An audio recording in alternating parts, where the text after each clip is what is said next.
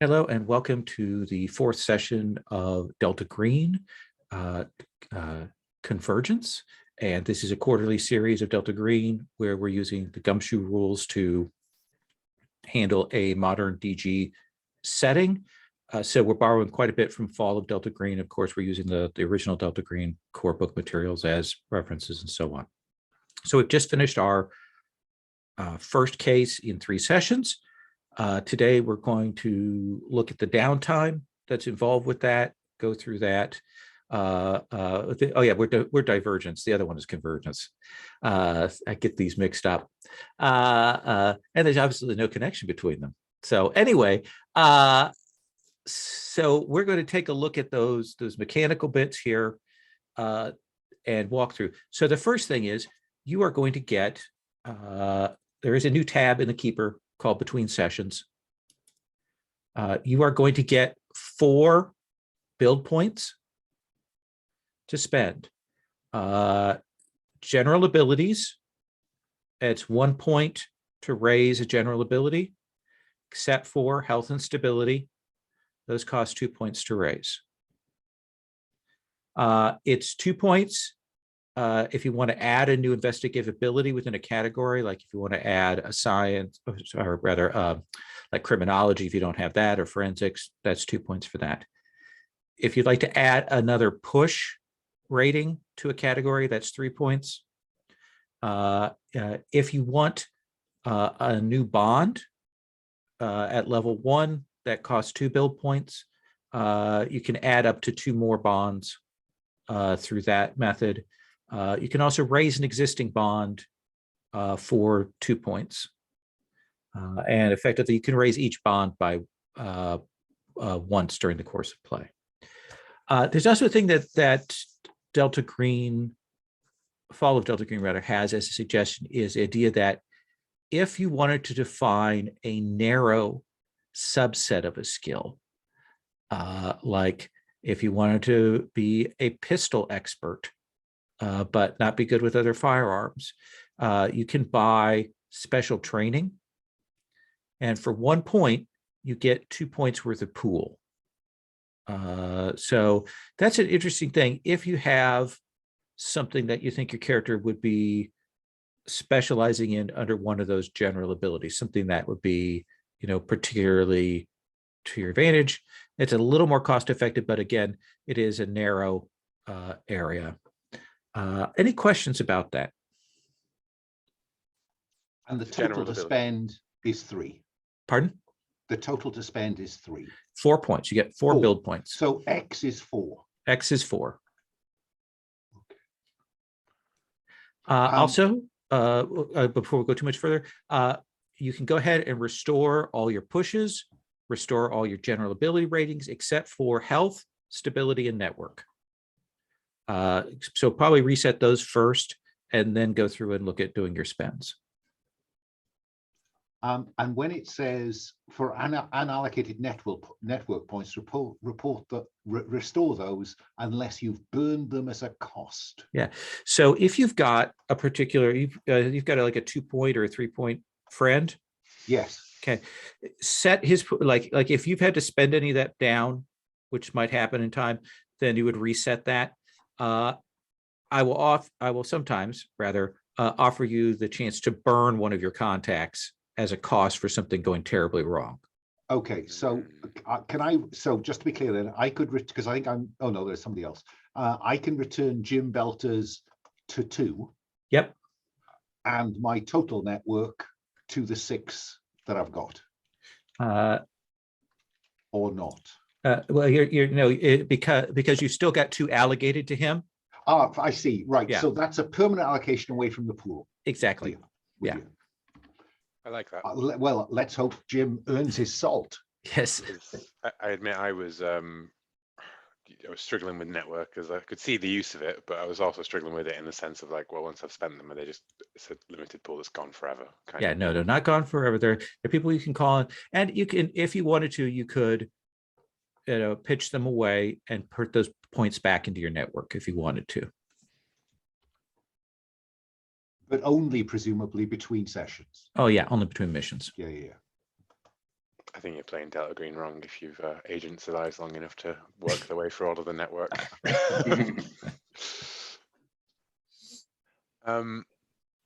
So it's the special training is a general ability, right? Yeah. Okay. So I'm done. I bought Occult for 2 points and Reassurance. Oh, nice. Yeah, Reassurance is a good one. Yeah, I know that was a scene last time where I used questioning, and I think it was not really fitting the way I approached it. Yeah, you were. That sort of colors the texture of that. You kind of play a little more hard than perhaps you wanted to there. Yeah. Alan, what are you thinking? Sorry, I'm still got to ask Will, because I'm still Okay. catching up on getting everything back to. I spent a lot last time. That you did. I was edging down there. So ask Will. Will, what are you thinking? I took forensics as an ability, Mhm. as a push, sorry, and that is a 2 points, right, for a new investigative ability within a category. I would Yep. need. I've only got 2 left over. So I could either raise my general abilities, or I could get special training, right? That's pretty much, or I could do some of my bonds at this point. I think, can I just bank them? Yeah, you can bank them. Where do I have an XP? XP Yes. box up top, Yeah. so you can bank those. I will bank them. I've gone very simple. I've increased academic pushes from 4 to 5, and I've switched technical from 5 to 6. Okay. Because they cost 2 each, don't they? 3 Yes. each to do a push. Oh, I'm sorry. Oh, invest. Yeah, sorry. because pushes are more generally useful. Yeah, they are. Okay, let me think about that again. I was mainly thinking that it would be probably good to not have all of the crime scene medical stuff centered in Alan's character, so that we don't have to drag this gunshot wounded plus medic around everywhere. Excuse me while you explain why that's a risk. Okay. Let me think. No, carry on. Sure. I'm still desperately thinking. Unless you went below 0 health, go ahead and restore your health back up to full. If it was the case that you had gone below 0 health, then that means we're looking at maybe some hospital time or medical time, or having to explain away injuries when you go back to work, that kind of thing. Alan goes at 1, I think, wasn't he? Yeah, I just stayed above. Just stayed above. Yeah. The next thing I did do some first aid to get that up again, but would it count if you did first? Like, just out of curiosity, would it be if you went down to 0 within a session? Because first aid you went below 0. Yeah. If it's only if you went below 0, and then you did first aid, what I would say is you will have evidence of that injury when you go back to work, and we'll figure out what that is. Cool. The next step is stability. You're going to restore your stability by a value equal to the bonds that you didn't invoke during the mission. Okay. So that's just free. Like that, it's a free restoration of stability on that. For bonds that you invoked, but you didn't take down to 0, we're going to go through and we're going to play out those relationships, and then you're going to regain stability equal to that bond's value. So I made no spends on the stability on my bonds. Mhm. So I've added 6 to the 4 I was on, which gets me back to 9. But Yeah. it gets me to 10, but you're not going to give me that one. No. That's a good try. I was at 0 of 5, although my maximum is now 4. Okay. And I restored 2 for the journalist at the Baltimore Sun that I didn't invoke. I invoked the other 2 and burned 1 of the 2. Okay. So right now your maximum is down by 1. So we'll talk about like what you would need to do to do that. But we're going to kind of go around and check in with everybody. When we come to you, we're going to do one of your scenes to get a sense of what that's like. So let's actually start with that, Susan. What relationship do you want to deal with first? I would like to first address my parents. Okay. So you're pretty close with them, right? You call and speak with them. And your mom is like, we couldn't get a hold of you for a couple of days. Is everything all right? Yes. I mean, you can hear that Susan is definitely stressed. And I think that her mother would probably sense that as well. But she says, yeah, I'm fine, mother. You don't have to worry. So we're wondering when you would be coming home to visit. And she says it with a kind of a real, like you can tell there's a real purpose to her saying this. Is it about marriage again? Because I'm not in the phase of my life where I want to deal with this. She pauses, she goes, Dr. Reina's nephew is coming to visit, will be in the area for a few weeks.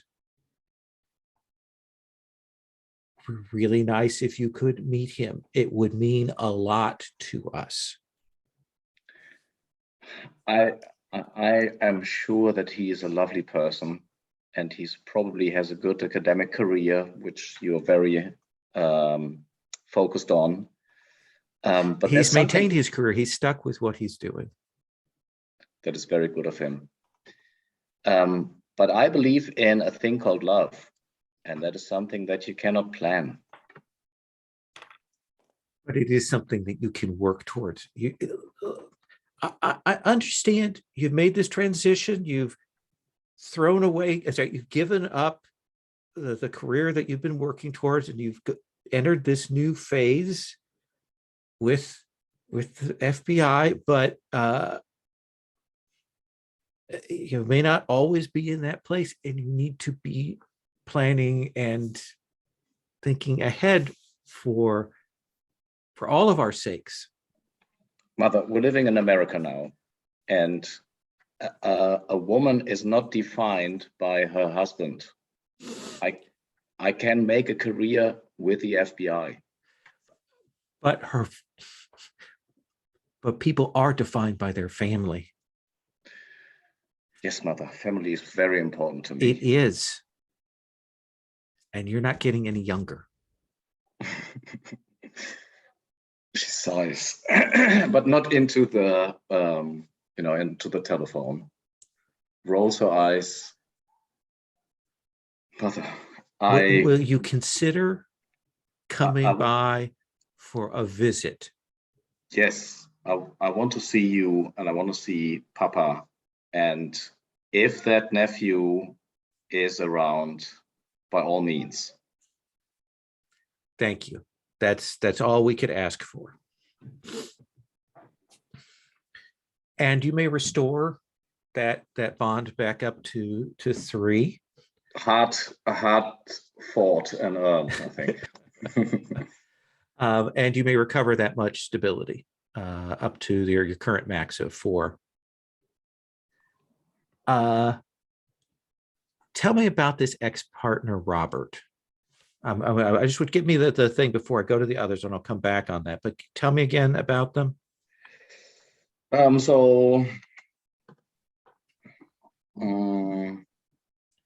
think Robert is probably like somebody she was in love with when she was younger, like a school friend maybe, and they just moved apart. Like maybe he was like very successful in his career, maybe something with financial stuff, and they had this deep understanding, but time just drove them apart. Mm-hmm. All right, we'll come back to that. Alan, how do you deal with the damage to the vehicle? I suppose I'm curious whether the does Delta Green help, or is this all down to me? This is all down to you. You know that they've said that you can ask for reimbursement for expenses, but in the way of all institutions and bureaucracies, they haven't entirely made it clear what that process is. Okay. Then I think and you're a little unsettled given your conversation with your handler. indeed. So who would I ask? And so I make a fraudulent insurance claim, Okay. because how else am I going to explain to my wife that I've been shot? And albeit, I've put a dressing on and stopped it getting worse and all that, but there is a clearly she's a consultant, she's a surgeon, for God's sake, she's going to recognize that. So what do you tell her, and what do you tell the insurance company? I tell her that I was going to visit Jim Belters. And it turned out to be nothing. But then I thought I'd just spend the weekend, outside Ann Arbor in the back of Beyond. And I must have stumbled into some, I don't know, I don't know what it was, but, I ended up people shooting at me out of the woods, and then they hit the camper. It just went up. Like hunters? No, I don't think so. No, I mean, I told the local police.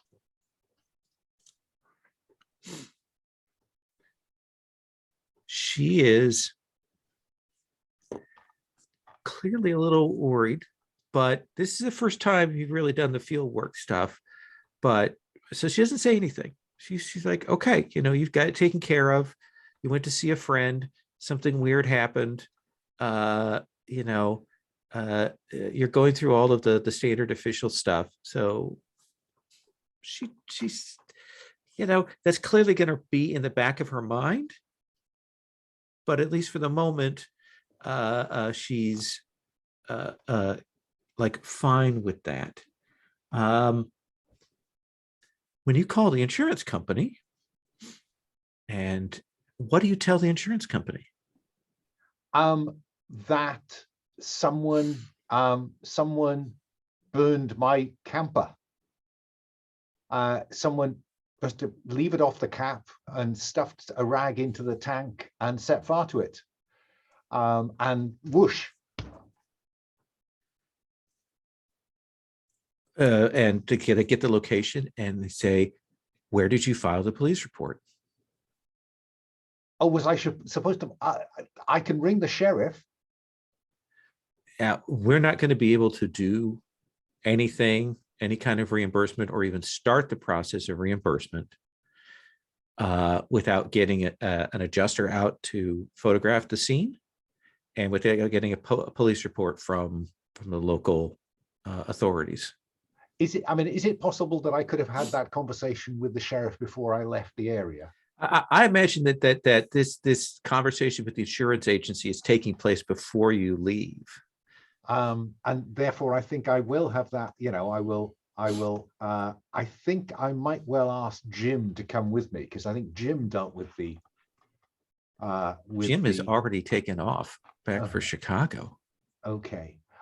In which case, I have to go and see the sheriff, whose name I've forgotten. Not just me, but Marcus has forgotten his name if he ever registered it. But he is going to try and blag his way. Sheriff Palmer. He's going to try and blag his way as a friend of Agent Jim, again, whose second name I forgot. No, we met. He says, we met. We did. At the shooting. We did. Well,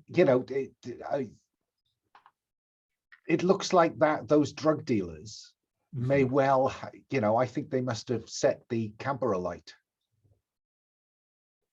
Where at? Out near the farm. Which farm? I can't remember. I can show you where it is. Yeah, you should probably take me there. And I take him to the camper. So you drive to the Hauerwas farm. Well, we drive to the road nearby. The road adjacent to the Hauerwas farm. Across a farm, across a field or so. I agree. So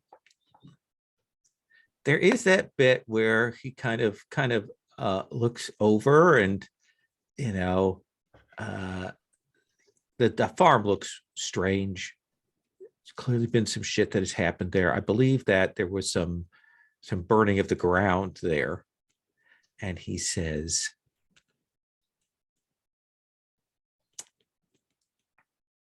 is there anything, and he points at the farm, is there anything there I should know about? Well, not from me, Sheriff. I mean, I got out and went into the woods for a leak. And I turned around and your whoosh. van, your RV burnt down, and I'll this be honest farm. with you, I took off. I mean, I've only been in the area a couple of days, and I've been shot at. Now someone torched the van. So I walked back into town to find you.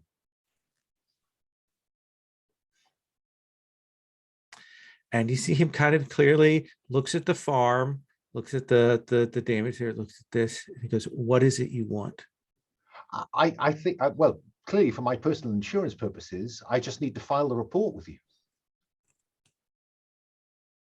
You know, and Marcus, of course, getting desperate now, and he's scrabbling for anything he can remember that doesn't involve twisting of reality. And he says, you know, I did wonder whether, you know, it was a last gasp of those, you know, those cake dealers that Jim mentioned. Let me drive you back to town.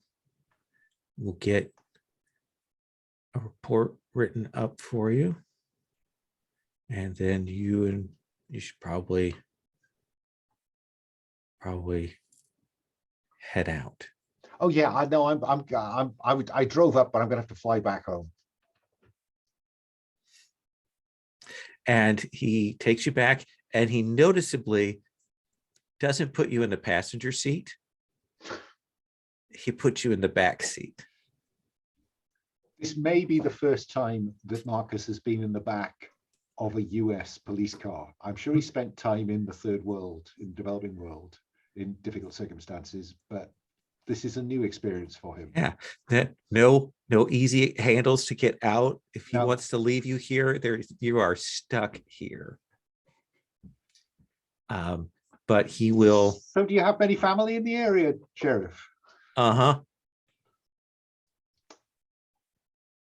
I dare say the family's been here a long time. Yep. It's a lovely part of the country. I just seem to have hit it on a bad weekend. And he will drive you back. He makes you sit in the waiting area with that sort of burning pot of coffee, and writes something up, makes a couple of calls to some people, and comes out and says, can I see your driver's license? Of course. Takes your driver's license, goes back in. You see him make a copy of it. And then he comes back out and he says, all right, I've submitted that report to the Michigan police database. Here's your paper copy. Here's your driver's license back. Have a good trip home, doctor. You're very, very quiet. I really appreciate your effort, because I think what's going through Marcus's mind is that he's not one of these secret agents. This is what you do as a law-abiding citizen. Mm-hmm. And it's that weird thing where then you have to like figure out how you call a car from here, you know, because it's 30 minutes away from a place that would have any kind of taxi things. You've got to go through and eventually find like the one Uber driver in the area, and they drive you, you know, over to the place that has a small airport so you can catch a plane and head back. Now, you've told the wife about the shooting. Has she become aware that the RV is missing? Oh, yeah. This is, as far as she's concerned, this is part of the same event. You know, I don't know whether maybe they hit the tank. I don't know. I was just lucky. I run from the vehicle. she does kind of waits to the end and she goes, maybe next time you have Jim come here. Yeah, it would be nice. It would be nice to have Jim come and visit, wouldn't it? And Marcy as well. Mhm. Um, And we'll leave that there. Love you. Agent, Agent Oliver, you're probably the one who is giving the most detailed briefing back to your handler. Mhm. And they're going, so what do you recommend for further procedures in the area? No one. I don't know. There was things at the site. It was. No one can go there. No one should go there. I don't know how you make that happen. We can file an EPA report for waste dumping. We can tie it to that, and Can you burn it? we Can can you burn it onto the fucking ground? we can put concrete down is what we can do. It means that we're going to have to tangle with those Sons of David people, which, given that they're anti-government, is going to be a while, but we'll get that site locked down as quickly as possible. But given we've got some loose strings there, given that this Harawas, his brother, is one of these militia and still in the area. You did what you could. I understand that like closing off all of the avenues isn't really possible. I closed off the ones you told me to close off. Right. No, I will. They weren't. I will pull strings and we'll get that place so it's not going to be harmful in the long run. We didn't have a chance to look, but there were people missing in the area.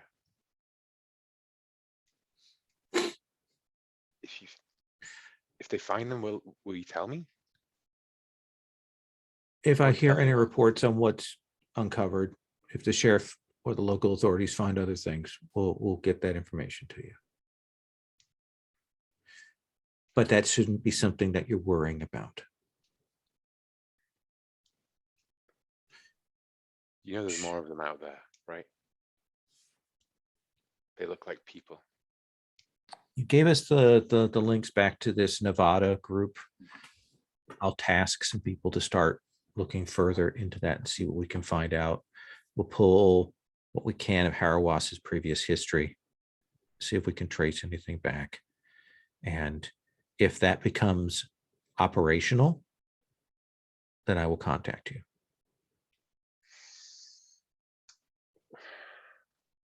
Understood. How did things turn out with Dr. Evans? I'm sorry I wasn't able to help with that like you asked me. That resolved itself. I'm not sure Dr. Evans is program material. I'm still trying to get a hold of his handler. They were off the grid when I went to try and put pressure that way. He tasked a helicopter from the CDC. I think there's just like silence on the phone. No, I didn't know that. He canceled it, but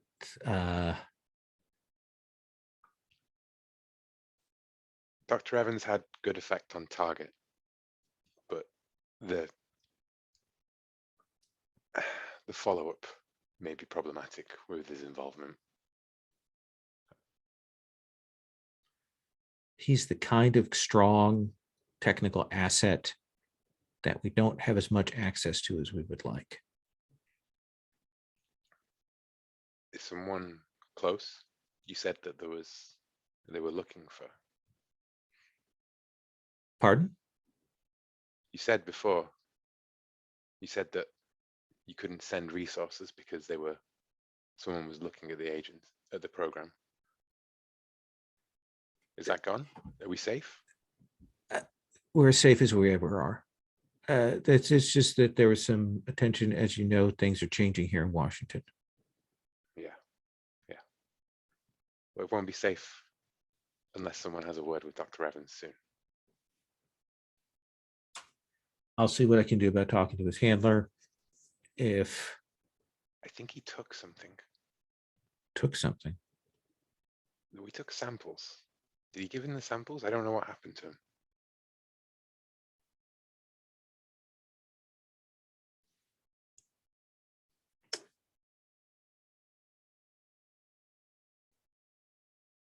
I will look into that. Screen wipe to a Yes. lab at the CDC. After hours, the team has left. Mhm. The sample that we excised from the first body of the point where the alternative flesh and the original dead flesh meet. That is gone. That flesh is Damn, gone. it exploded. Damn. What you do have is some of the material that you excised from those folks that shot at you. Yes. That did Yes. not terminate. Right. So it's that evidence bag, that sealed evidence bag, and I think we see him using a high security, high biosecurity system to transfer that to a blank flask that he secures in at the back of a fridge full of disease samples, for instance. Why don't you make a bureaucracy roll to put that deep where people aren't going to find it? How much do you want to spend? You're muted. I am going to invest 3 bureaucracy in that. So that will drop down to 2. And I will roll 1d6. 5, 6, 7, 8. 8. It is buried deep. You have hidden it away. It's covered by a couple of layers of security. If people find it, it's still going to read as benign, but under your authority, like they're going to have a very tough time tracking that down. And when the DG investigator comes to start tossing your stuff, they're going to have a very hard time finding that. I've christened it the Nevada head parasite. Okay. Nice. So, Susan, out of the blue, you get a call from Robert. Yeah, I take the call. Hiya. Susan, this is Robert. Hi, Robert. How are you? Are you changing jobs? No. So, I don't know. You must be undergoing some kind of security background check because I had a person from the government come in the middle of my office. My wife was there asking me about you, like clearly doing security clearance background checks on you. Did you put me down as a reference? What the fuck, Robert? It's over and out with the two of us. I don't know who did that. I mean, obviously I have certain security clearance and I will check on this. Yeah, You don't yeah. need to worry. Yeah, don't drag me into any of this again. Fuck you, Robert. You Fuck haven't called in you. years. And she hangs up. That is a bond burned. Yes. So tell me, like, how do you unwind? Like how do you unwind? And you were only gone for a few days. Like, is there any need for explanation in your office about what went on? I mean, the only thing that might be question is you did task that friend of yours, Sterling, to do that rush job. But you didn't push too hard on those resources. I could imagine that because she was obviously out of it, that she took a couple of sick days when she returned. You'll be called into a meeting along with a lot of the other data analysts, and there'll be a person who clearly is a White House liaison, who comes down and gives a briefing on new priorities in terrorism, and very much puts out the White House playbook for the kinds of things we're looking into, which is pretty much Islamic terrorism, any terrorist activities from South America, from Cuba, some stuff, but very much like these are our new priorities in the new 21st century. These are the priorities. These are what we're going to be looking at. So we need everybody to get with the program. And while it's kind of done just as a PR or like briefing thing, you get the general sense that a lot of people are talking like, okay, really the marching orders coming down. And this is unusual because they usually don't let these people come down to like get in the trenches with the agents themselves. So people are a little nervous there. Yeah, Susan wouldn't say anything during the meeting itself. She just bides her time and waits until the nonsense is over. But she will definitely talk to her fellow agents about what kind of nonsense that is. I mean, Susan, obviously with a background in Persian and probably Arabic, sees this as an opportunity for more work. But with her recent altercations with white supremacy group, she questions the wisdom of the new order. Your supervisor will come and say, they're doing some random checks and screenings on agent backgrounds. Yeah, and your name has popped up. I just found out about it. They've only just alerted us. And he says it, he waits and he says these random checks, if this proves to be an issue, or if you think these people are out of line, just give me a heads up. Don't use official channels, but just tell me so I can keep a record of what's going on. I wonder if my name was Morris or Smith, these random checks would occur as well. But thank you for your, being frank about this. Susan, you're doing excellent work, and I would really hate to see your career derailed by things outside your control. Well, I'm working here not for a career. I'm working here to protect America. And I have less and less inclinations to see what kind of America I'm protecting at the moment. Interesting. Nice line.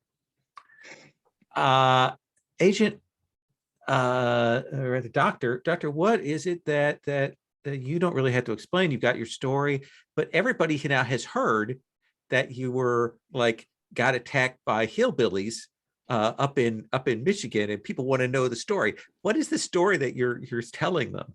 I think I have to tell them the same story I told my wife, because we meet some of these people socially. So inside the building, there has to be a consistent story, which is, I don't know if it was kids messing about or whatever, but yeah, they shot up the RV. And when I got out and headed into the woods, whoosh. And you got shot yourself? Yeah. I mean, it is all Marcus can do not to roll up his sleeve. Yes. Yeah, I mean, just mostly kind of just the glass and stuff. Just caught me on the shoulder. It's just it was nothing. It's nothing. The worst has happened overseas. And they are impressed. When you finally have some time to yourself, in the aftermath of this mission, in this like week and a half, maybe 2 weeks between Delta Green tasks, what is it you're doing now that your eyes have been opened? Well, I think I'll play this into the change I made with XP. I think that Marcus decides he needs to get rid of that, the developing middle-age spread. And he used to be, he probably, I imagine he's given the build I've given the picture, he's a high school and college middle distance runner. And so I think we see Marcus pounding the track because he's conscious that that was a scare. He couldn't dodge, he couldn't, he wasn't quick enough off the mark. And so I think we see him pounding the track. But also, I think he's mulling over what he's seen and what he's heard and what he now begins to believe. And as is his way, he slots it all into a mental model. There is stuff, there is stranger things in the world than science knows. But he's always been interested in the occult and the fringe. And this just seems to be opening the box on that, which I think is why his stability goes up by 1. Yeah, you're more convinced. Like, this is what I've been wondering about. What I've been waiting for. And it was a bit freaky the first time, but next time, just imagine what we could learn. I like the image of you running on the track. In the kind of it's still January, kind of cold air, and like every time your foot comes down, there's that wince from your wound. But yeah, you get yourself settled, start looking more into this, maybe looking up old contacts, that kind of thing. Agent Oliver, where are you headquartered? Are you in Washington, or are you in Chicago, or another Midwestern office or something?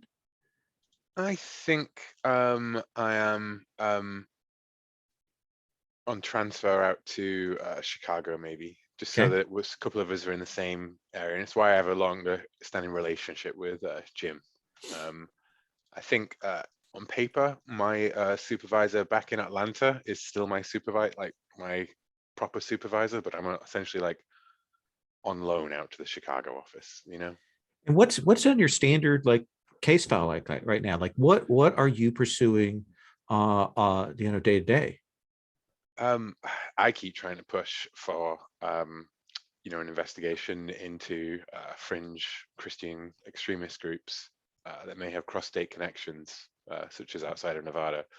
But that push down from the White House, it's been pushed out to my area of the FBI as well. I mean, we are both. I'm investigating that kind of stuff, and I guess now it's they're seeing like Antifa in Portland and stuff, right? And so they want to focus on the connections there between maybe like extreme green groups or whatever. You will get called into a meeting of the sort of FBI field officers, and they'll say, we have some new reports. I want you to, that came in with some working documents. Want everybody to review those. We've got some new tasks. We need somebody to put together a BLM profile here in Chicago. Black Lives Matter, Antifa connections. We need a full rundown of groups in the area for watch list. We also we've had some tasking some resources to look at local political corruption. She raises her eyebrows at that. Really? There have been some priorities sent down here to look into political corruption in the mayor's office and generally. Bunch of untouchables, huh? Just Sorry, I'm new here. I mean, I know that joke must get so old in Chicago. I yeah. know, Say that's mid-range priority. The BLM profiling is higher priority. I want everybody to submit their working documents by the end of the week, and we're going to be doing some shuffling of budget and retasking of resources here in the office. well, you know, if once we've cleared this off the table, if there's nothing else, you know, I could pick up some of the bodies. We could look outside. Well, you know, I'll get on the BLM thing, but what I'm saying is that it shouldn't take long, right? It's just a bunch of kids. And there'll be another FBI agent who will lean forward, has a little American flag pin, and he goes, I think you need to take this more seriously, Agent Oliver.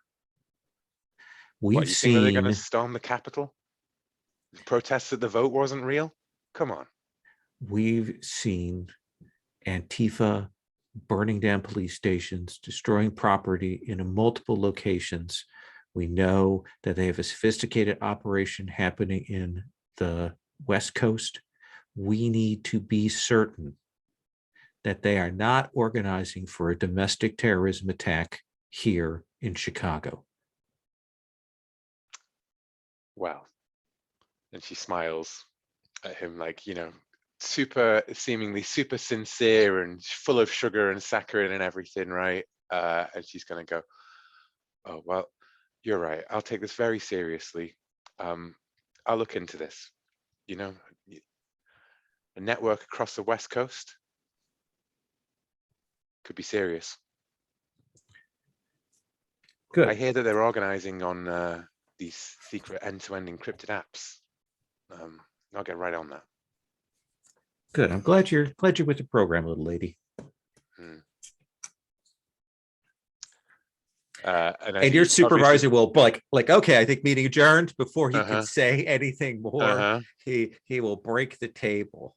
She just locks eyes with the supervisor as the other guy goes out the room, just like, yeah. And he'll come over. He just came down from Washington. So best behavior. Cool. Well, this will take me about half an hour, I guess. I need you to take this seriously. So if they track back on this, then we can show that we've actually put in the work. Listen, that jackass, he can't do it. If I show him some Twitter profiles, he'll shit his pants. Okay.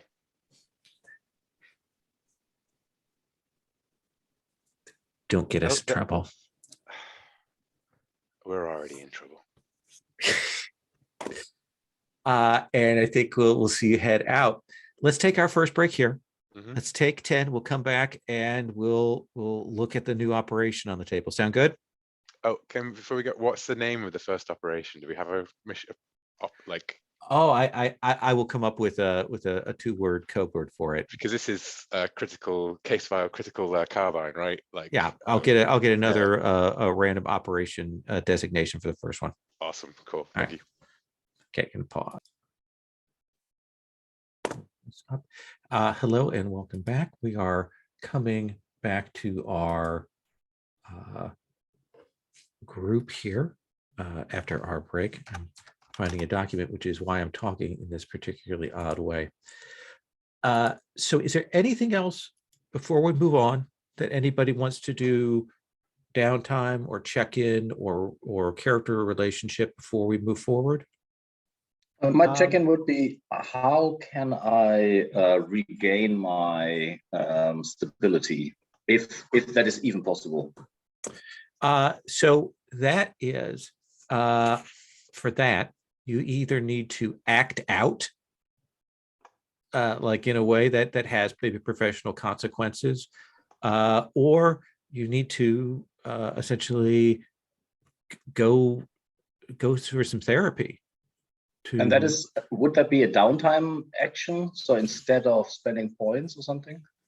No, I think more it'd just be narratively? the cost for doing therapy is that that's the kind of thing that has an unfortunate, not negative connotation in the modern professional world.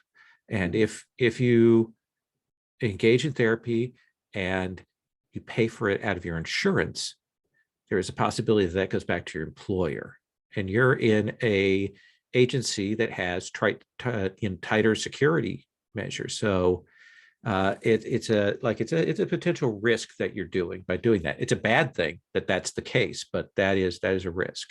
Mm-hmm. And acting out would be like what would you like? What is bugging you that you might like get overwrought about or make a scene about, or like that it isn't really about it, but it is. What would you do? And that would be a scene in public that again would have like professional repercussions. It becomes a little piece of fiction that if things go terribly wrong, it's going to come back up to haunt you. So do you want to do something? No. I'm curious. Okay. We'll think about something for the next time. And we can flash back to that later on if we want to. I just want to drop this into the pool and see where the ripple goes. But Marcus has 8 in psychotherapy. How solid does Susan think the Delta Green Chinese wall is? I just ask. Yeah, that's the thing. You could, I mean, we have the, if Alan wanted to spend time and make a roll, if you wanted to take the time, but we've already seen you and Evans at something of an impasse, so at least for the moment. I don't think that Susan would go to Dr. Evans for consultation. Not yet. But thanks for the suggestion. So a couple of weeks have passed since the incident, and it is midweek that you're called, like a Tuesday that you're called by your handlers, who essentially say, we've got a situation that is evolving. We're uncertain about the nature or level of the unnatural involved. Some of it may be just, occult, serial killing, ritual behavior, and we might put that off to that. But there's enough of it. There's a weird break. And more importantly, we have 2 bodies that we cannot at this moment explain the cause of death. There's an escalating pattern, and we suspect that more people are going to die unless we intervene in this situation. And we as importantly, suspect that this is going to break out from police cover on it. They're keeping the details quiet, but eventually somebody's going to talk, and it's going to start a panic, and it's going to push on areas that we don't want people talking about, looking into, investigating.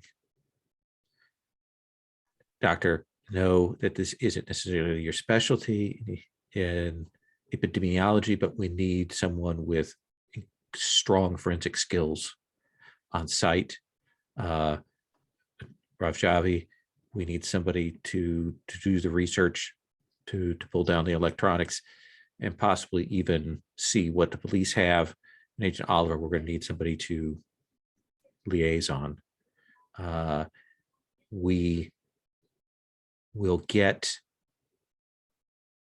a temporary clearance FBI on this. You can make a claim of that, but you're not going to want them to push too far up the chain. Like, if you go to the police, don't get them angry so that they start hounding for your supervisor. Understand? None of us would do that. Okay, no, but we just want to I make am curious yes, which handler contacts me. that is the new handler, Holloway. Okay. And you are given those details. So you have the document that I presented to you. So just to clarify, we don't get a group briefing, as it were. We again we each speak to an individual handler and then meet up in. Absolutely, yeah. Okay. You have your chain of command. You're not sure if you share handlers or not. Okay, no, just to clarify, that wasn't a scene where you were actually being talked to in, a round table or something. Okay, Yeah. Interesting. So the basics, essentially, we've got the mission statement. We have in Kansas City a set of killings a couple of years ago that had some ritual mutilations to them. Then cut forward to the present day, and we've had 3 bodies turn up with similar ritual mutilations, but some weird forensics discrepancies. And we've had 2 bodies turn up that have apparently been incinerated, and at this point, no discernible accelerant. It's a close enough timeline that Delta Green is treating this as one case. It may not be. They're not sure. They want you to discover the perpetrator or perpetrators, uncover the connection to Unnatural, and written as generically as possible, stop the perpetrator. And they will arrange for a kind of a office for you to operate out of. They'll rent one of those like pop-up business offices for you so that you can have Wi-Fi, access to a fax machine if you're in the 80s, or any of those other things there, and they'll get that set up for you. So Susan, it's a Tuesday. I got to my supervisor. Ralph Javi, how can I help you? Look, I don't take days off lightly, but something came up in my family. It's a family matter that I really have to urgently address. I will keep you posted. It won't be more than a couple of days. Oh, all right. File it with the personnel department, put that in the system so it's on record.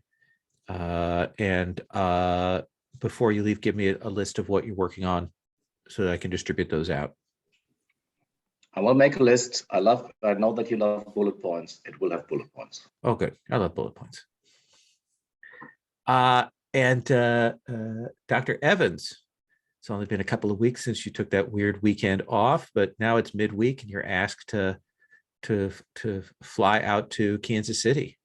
What I mean, how much leave have I got booked? Can I get away with putting it down as leave, or do I need to make up a kind of family emergency? Do you want to make an agency spend?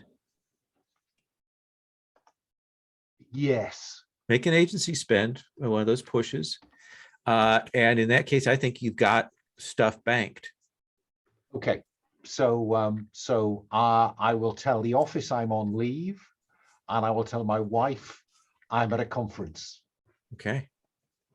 That can't go wrong. What's the conference on? The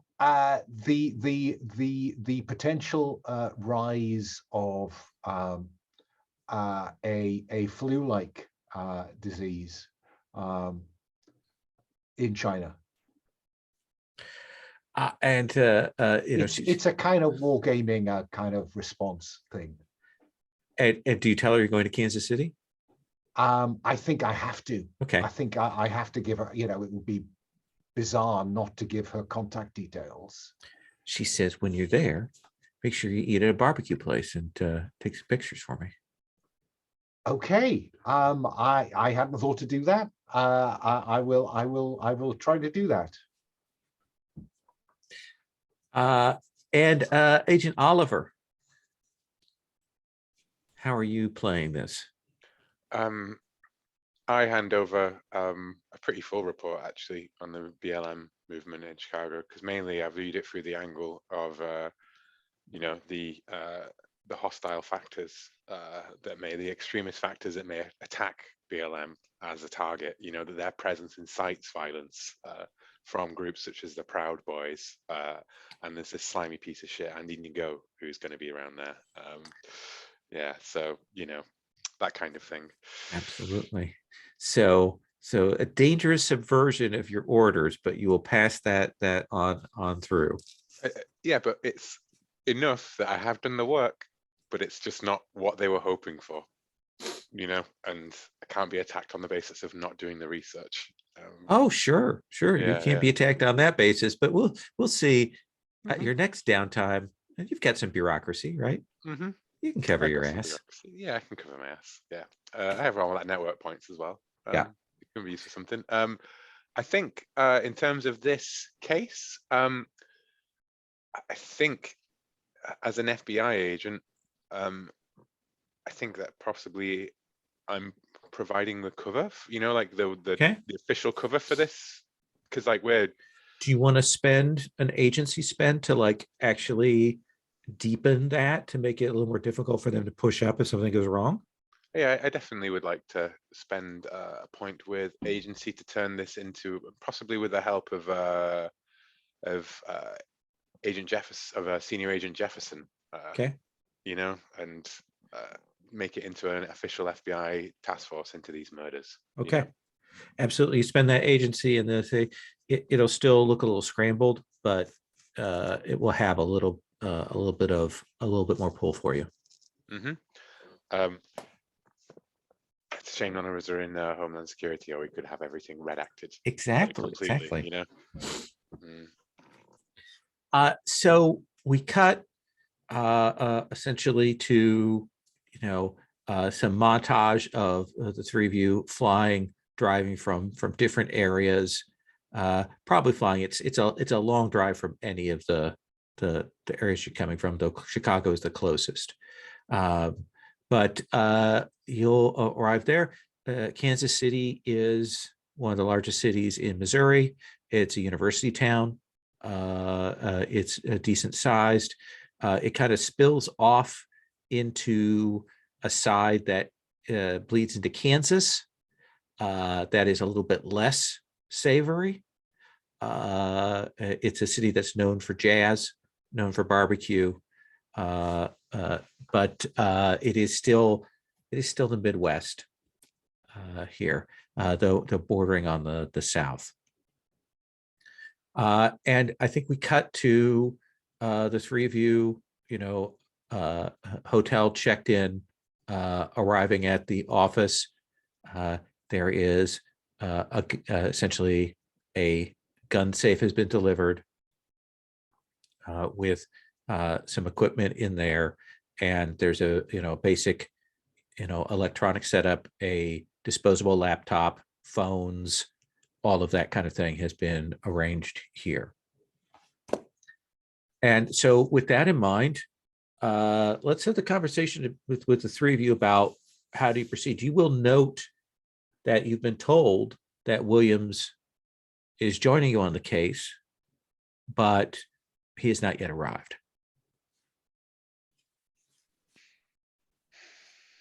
Agent Oliver, you're the senior most FBI agent present, so let's start with what you're saying to the team.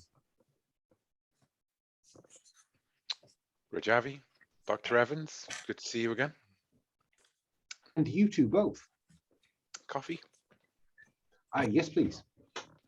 Tastes like shit. I didn't know that this worked on the kind of stable relationship basis that that we would be meeting one another again. I feel much much happier knowing that. Yes. Stable relationships is maybe not how I'd phrase it, but we worked well together before. Let's hope things are more straightforward this time. So we have 5 dead victims. Now, this is a link to a cold case from only a couple of years ago, where there were 3 other killings. And the report says that we got to go and says that there were similarities between each of these cases. And there were some differences as well. Now, maybe the differences are circumstantial, but sounds as though they've already got a forensic report done up on this. I think it would be most useful if you, Doctor, were to follow that up. Hopefully this time we won't require you to actually enter the surgery. But So you don't want me to examine the bodies? Well, 5 Marcus bodies is examined. obviously interested in examining the bodies. Yeah. Maybe a slight disconcerted look at the idea of someone who's so eager to cut into dead bodies. If you truly think there's something that we can learn from them, Doctor, but they've already gone through autopsy. It doesn't sound, if anything unusual was encountered then, this would have been a much bigger situation, I think. I mean, the report mentions hypergeometrical sigils that were crossed out and destroyed, but obviously identified as such by somebody. Well, so that would be there by has the to, program. well, the nature of these sigils might give us a clue. The Nate. Well, if the sigils prompted the program to send us here, surely there is some significance to the what was the phrasing? The culprit. Yeah. I'd be careful.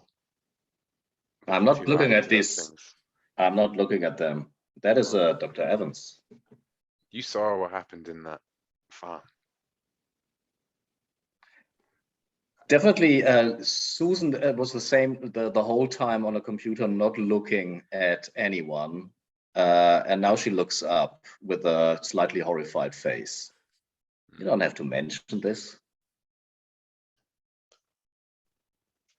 Big long sip of the coffee, and yeah, but let's just be careful, okay?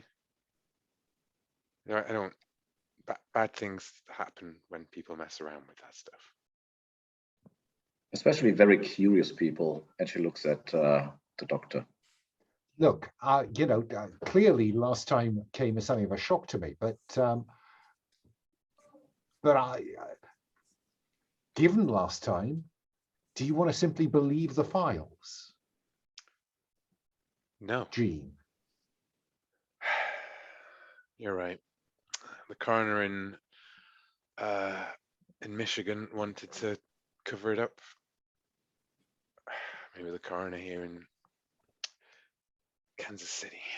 Okay. Yeah. Well, like I say, Doctor, I trust your discretion.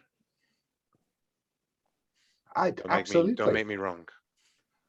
Look, Don't I call will in any admit, don't call in any CDC helicopters, Doctor. I will admit Marcotte was a little mind expanding, but I've thought a lot about what happened, and I'm fascinated to help. Great. So why don't you? So my pitch is that you head down to the coroner's office. You go over the reports. You see anything that catches your eye, take a look at one of those bodies. Maybe you choose one or two of them anyways, right? But let's not go all in unless we know we have a reason to go all in. Everything that we do creates something that somebody in the Chicago PD or somebody else, we need to keep this close. Okay, there's a lot more eyes out here than there was in Marco.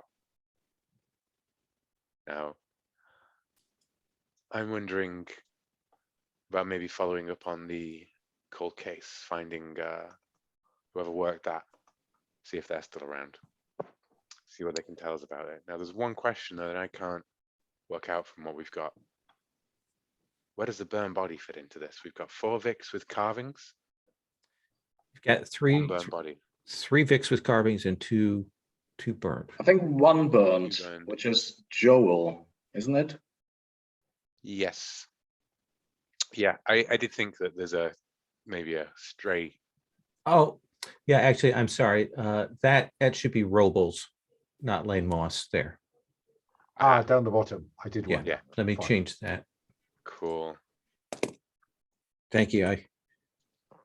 There was some juggling of Yeah. my timeline. Yeah. That's victim 2. This is the problem with handouts and prep and things, isn't it? Is that then you can you change one thing, you don't change it, and people go off on red herrings of like, wow, they say that there's a connection, but I don't see one. So. Do we Okay. have information about the location where the bodies are found other than that Starlight Motel in LA? Is there like a map? Yeah, absolutely. That seems easy enough to get. If you want, I can give you the quick rundown on locations. Yeah, does there seem to be some kind of, I don't know, focus on one area of the city? I do have traffic analysis as a technical skill, just to put it out there. Then I think you can do this absolutely without a spend. These are different locations of the city. The 2 that'll be closest are perhaps Petrovic and Robles, just because those are both kind of more close to downtown. Public Park that's downtown, and then what I would say is the kind of club bar neighborhood where Robles body was found. Moss, Starlight, that's more suburban, more outside the city limits. Volwinkle, a little upscale, yuppified neighborhood, but a ways away from murder 2 and 3. And then Harley Kim, a small home in another area. No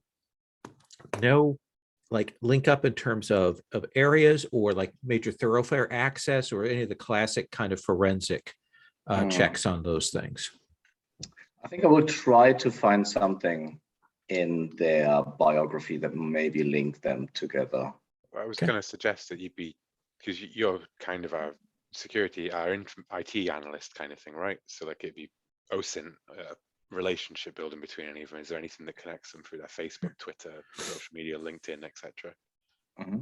So forensics, victimology, cold case. That's what I'm hearing. Yes. Okay. Yeah. Let's do it in that order.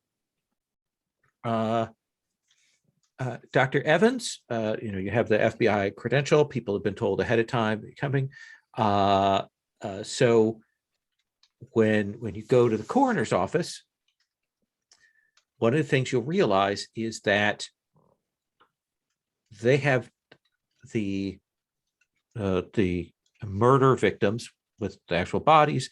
They have those in one area that they've made tentative connections between them because of the forensic evidence and the wound patterns.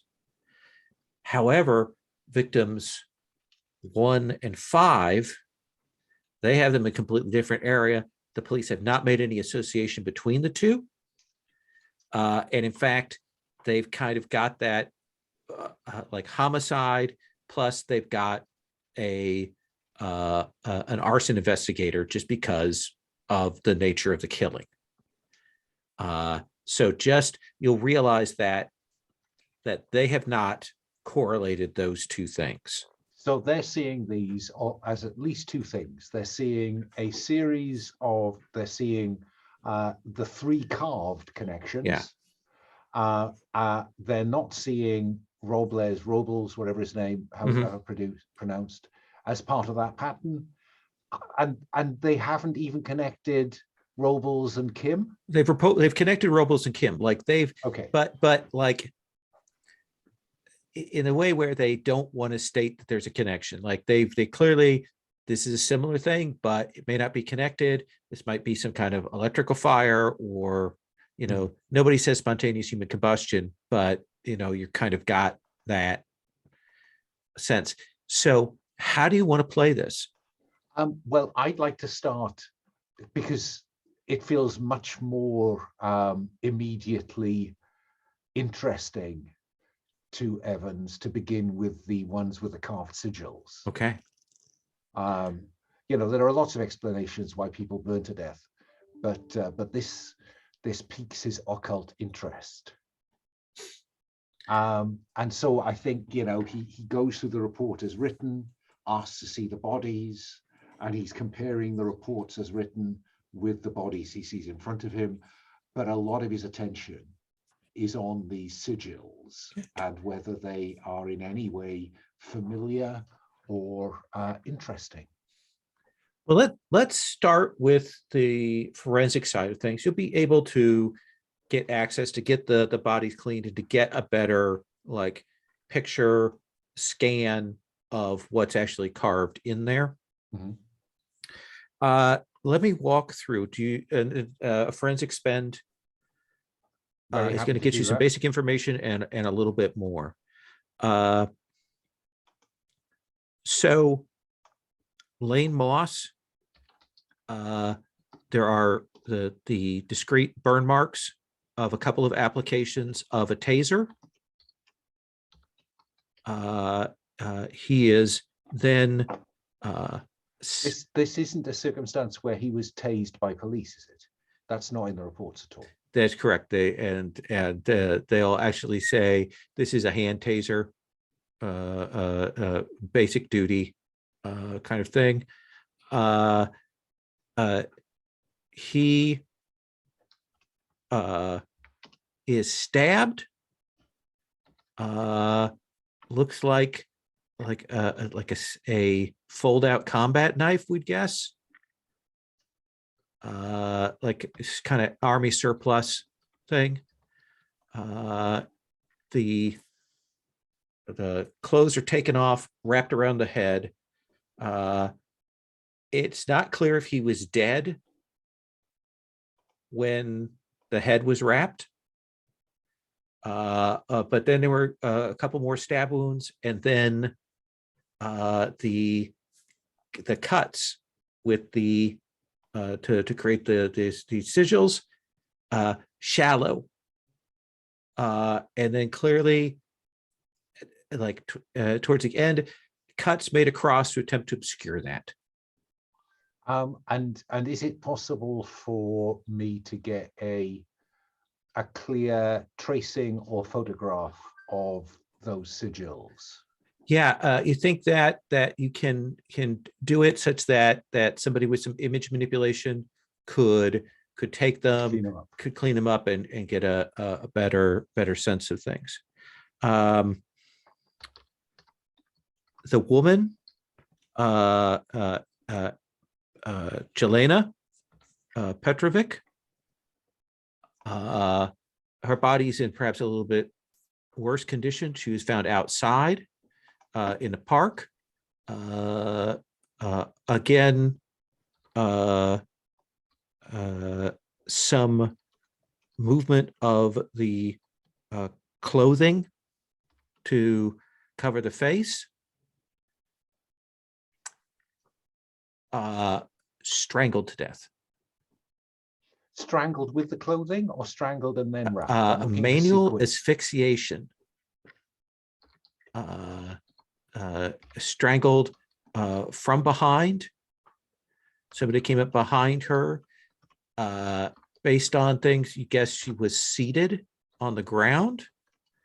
Doesn't look like the body was dragged there. It looks like the body was strangled there. She was seated. She was strangled from behind. There are some might be some material under the fingernails, but again, from behind, difficult to strike back at an attacker, and clearly somebody who had a physical advantage over her. By the way, I have pictures of all of these people in the NPCs tab. And just so I'm clear, thinking back to Moss, killed where found or killed somewhere else is my best estimate. Moss killed where found. Petrovic killed where found. Okay. And what But about let me finish the thing on yeah. Petrovic. The wounds much deeper. The carving, much deeper than the carving from the previous killing. He is, she is, it's done with some certainty and depth. And there's no attempt to afterwards obscure the sigils.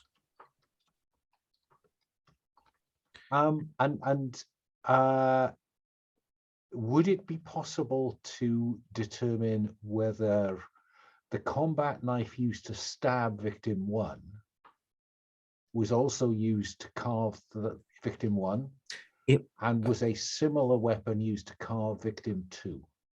So the carving that was done on victim number 2 of the 5. Again, this is Robles. I'm sorry.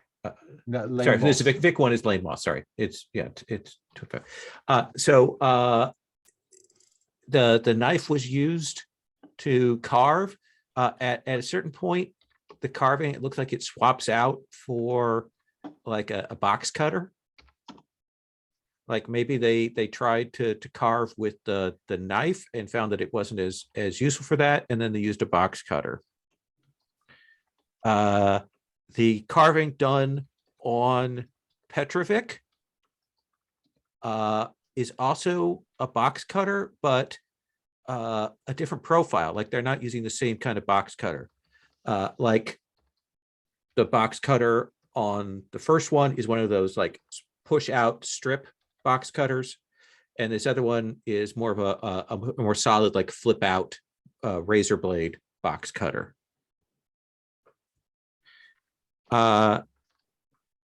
Volwinkle, he is found, doesn't have the wrapping around the face or head. Clothing is simply stripped off. Body is carved. Again, a different kind of knife. Looks like, by the way, blunt force trauma to the head.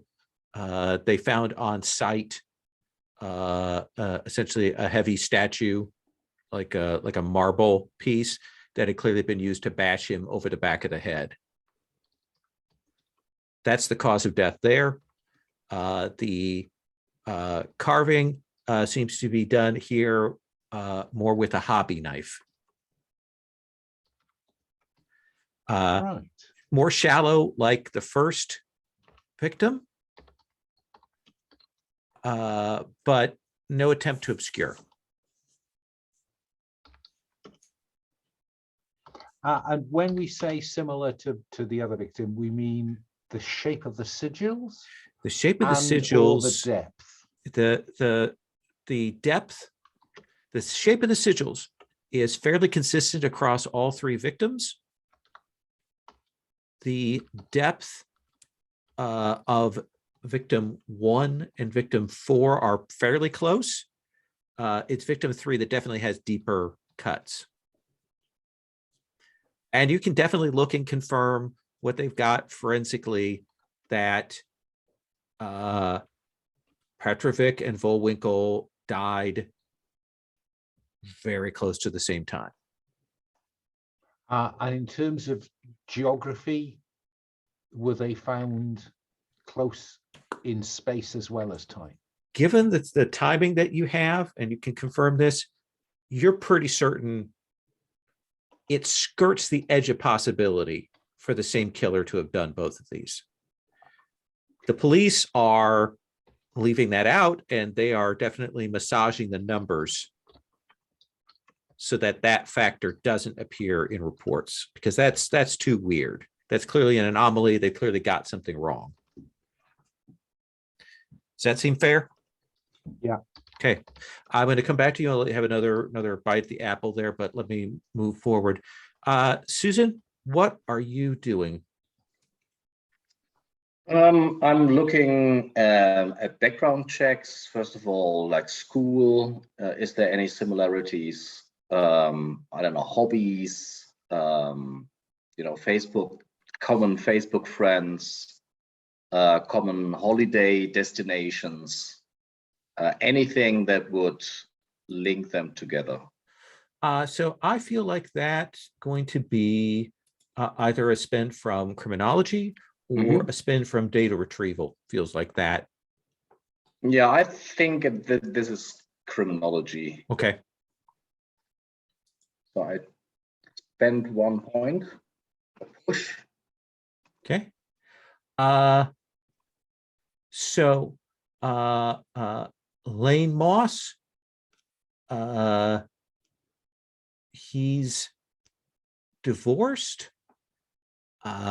Some warnings off for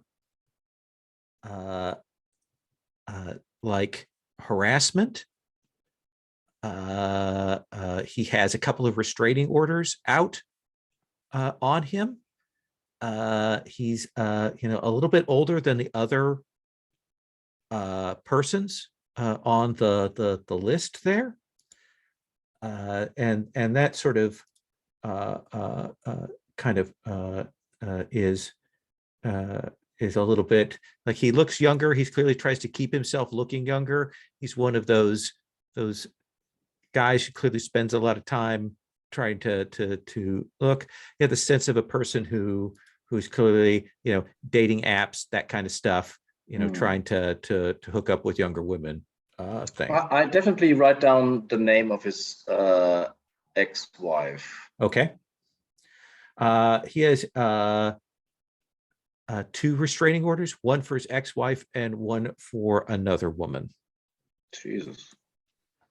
And I will get you their names.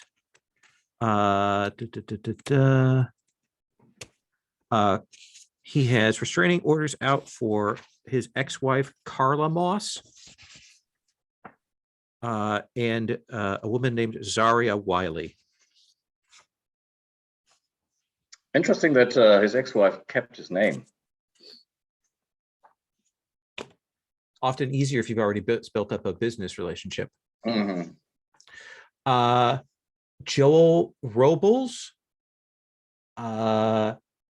he is kind of a scumbag. some internet fraud, some identity theft. You'll pick that up. And you have the sense that this is probably a person who, like most of their life, is going to be on their computer. And they kind of have had, working through anonymous handles and things like that. That you suspect that will be a reasonably robust thing. Jelena Petrovic, actress, dancer, escort, young woman, Croatian extraction. Essentially, she's her parents emigrated here. There is a Croatian community present in Kansas City, and you have the sense that she's tight with that group. Adrian Volwinkle, essentially, he's a finance guy, essentially young, works for one of the financial corporations there, does investment analysis, that kind of thing. He's in his late 20s. He's got more money than he knows what to do with. He clearly spends that partying and going out, trying to live the life that he saw in Wall Street and those kinds of things. That's the general feel that you'll get on him. Is there anything that would link him to criminal activity, that he would benefit from the misery of others? Because from the first two, we get, people with grievances about them. The third, maybe, and him. Possibly. He works with investment things, and certainly there have been a lot of these companies that have taken advantage of things, but that's kind of way down on the list.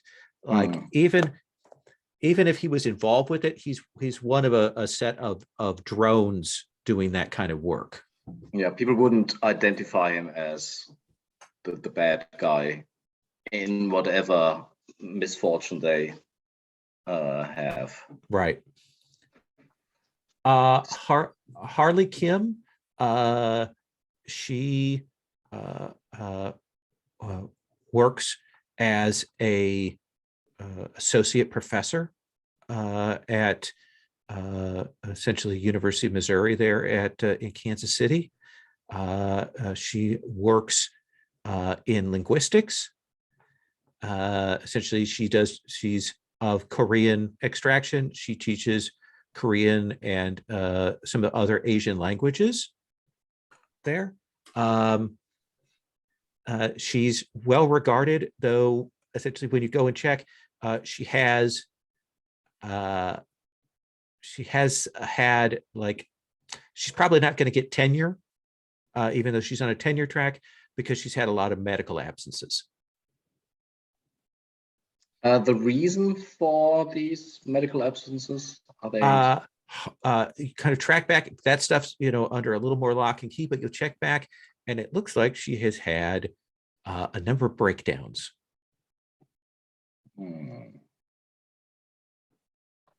I sympathize. Yeah. But happens to the best of us. Yeah, you'll see that seems to be a common thing, like a recurring thing in her background. I'll let you dig in more on those profiles. We'll come back on that in a second. Agent Oliver,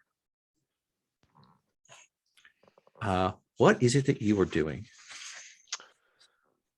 Agent Oliver is going to pull the files from 15 from the database, and find out who the investigating officers were, and he's going to work your way towards an informal talk with them. You will see that those cases are still open, but it doesn't look like any legwork has been done on them. They've kind of been dropped off the side. There is at first there's a couple of different detectives, but eventually it falls into the lap of a detective, Turner Stone. And I will put his picture in the thing. He's not the one who originally worked the case, is he? I suppose it's only a couple of years ago, isn't it? So this Yeah, is yeah, sort of like he's first proof from this is the outside. case that I'm talking about. Is those are earlier 3 killings? Yeah, right? yeah, no, it's just because I think in my head, whenever it's like an earlier set of killings, I'm thinking like, oh, 40 years ago, maybe he's retired off the force. You know? Oh no, he is definitely still on the force. Yeah, yeah. Um, And I'm thinking working my way up is cop talk spend, perhaps. Okay. Because I want to get as much out, you know, want to really ride on that you know, introduce myself to Turner Stone, currently looking at a bunch of murder victims. Detective Turner Stone. God, he's a serious looking dude. yeah. Wow. You know, I think given how serious Turner Stone looks, I think I have to play this fairly serious at first, you know, and to be like, you know, come over to his desk maybe in the office with my, you know, and just smile and then say, so Stone, Special Agent Oliver, FBI. He'll take your badge, looks at it, hands it back to you. I was wondering if you could spare a few moments. We could maybe go for a drink somewhere. You know, where's the nearest good cop bar? He says, if I've got a couple more hours on my shift. If you want to sit, we can talk. Sure. I should pull up a chair and look around and put down a cup of coffee. And she says, well, so I've been sent here to take a look at, well, the killings. Now, this is between you and me, but I can't be the only one seeing the similarities, right?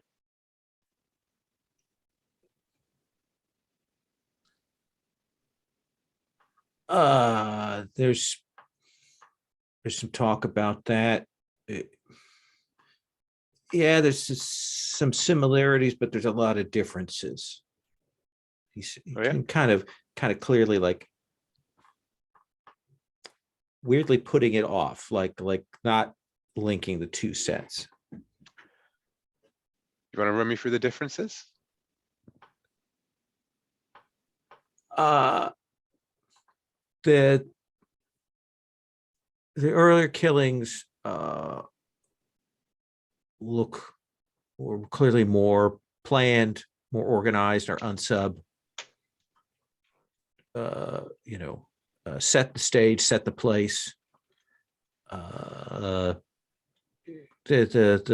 wounds more careful, more deliberate, deeper than we're seeing here. I'm really thinking this is clearly some kind of copycat. The unsub from the first 3 cases, they went cold for several years. I'm pretty sure they died or got arrested for some unrelated case. The new one, you know, a lot of this stuff gets up on the internet. You got these crazy detective boards, and people look at them, and then, I mean, it's you know, it wouldn't shock me that this is just a copycat. You don't think the killer had an accomplice back then?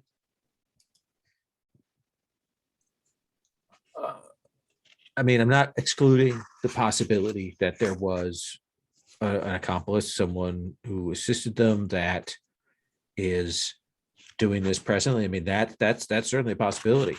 Yeah. Yeah. No, I really hadn't thought about that, but that makes a lot of sense. And does he seem as though he's seriously never thought about having an accomplice? It seems more like he's kind of grabbing on to that for some reason. Okay. Yeah, I mean, what kind of spend do you want to make here, so I've spent, Oliver? Because that kind of determines, like, I've are spent you the cop, trying to? I've spent the cop talk. Okay. Cop talk. Yeah. So Coolly apply he'll give. cops for confidential information. He'll say,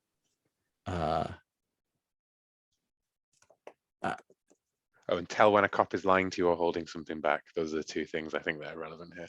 yeah, he is incredibly cautious. Something has happened with these cases, especially what he's talking about, the previous set of three, that he keeps pushing you to not talk about that, but to talk about the new stuff. You know, Stone, I mean, if there was an accomplice and you guys didn't find that, it's not going to look good when I reopen this case and I connect the two things and we turns out that, I mean, who are you looking at for this? It seems as though there's nothing here. I mean, I can spot something missing from a case file from a mile away, and I won't be the only one if I end up having to do this legwork on my own, Renault. You sure you don't want to go for that drink? Let me get my coat. And he will go get his coat. Let's take our second break for 5, and then we'll come back and do another once around. So, Dr. Evans, you've got, like, you've run through it. The coroner is there, kind of watching over, confirming your stuff, helping you do the camera work, do the checks, all of that kind of thing. And he'll say, so a lot of this is in the initial report, but it's a little weird. Do you think this killer's trying to vary their MO? Is that, I mean? To be honest, I think it's early to say. At the Fair moment, enough. I'm just at that place where I just want to get a clear picture of what we've got in front of us, really. Mhm. And then I'd like to cast an occult eye over the sigils, while appearing just to, examine, morbidity of the flesh and etc. Let's have you make a spend. Because Marcus is convinced it must be. Where's occult? Oh, it's up there. There it is. Right, spent. These are not faked. These are like, this is not somebody who has dug up a Crowley book and found some stuff. This is somebody who knows something. It's kind of an organized pattern. There's a similarity between these three markings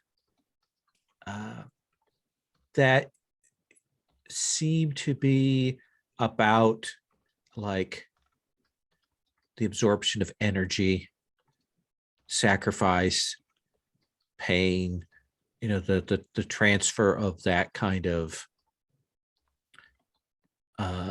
things, that where the death is harvested. That's the symbology. That's the tale that these symbols kind of tell, and that definitely feels like that to you.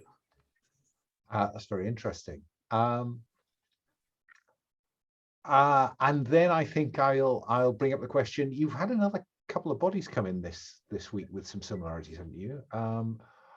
Didn't I read in my prep file that you had a burn victim?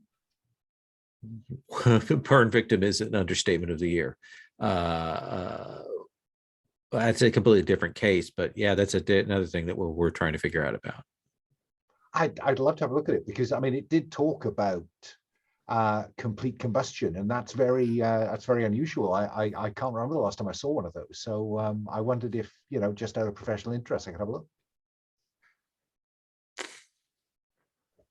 You've been playing nice with him. You haven't questioned his stuff. You've been playing good. So I think you've got enough reassurance that we don't have to make a spend from it.